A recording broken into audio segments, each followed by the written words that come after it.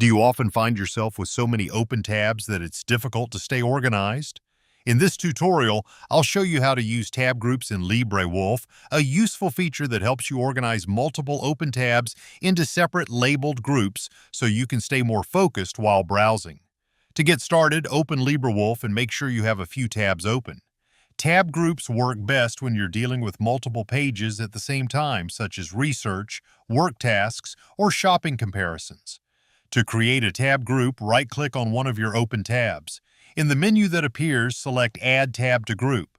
LibreWolf will either create a new group automatically or let you assign the tab to an existing group if one is already available.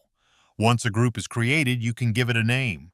For example, you might name it School, Travel, or Entertainment, depending on what you're using the tabs for. You can continue adding more tabs to the same group by right-clicking additional tabs and selecting the same option. You can also simply drag an open tab into an existing group to add it. Each tab group can also be collapsed or expanded. When collapsed, the tabs in the group are hidden from view, although the currently active tab remains visible.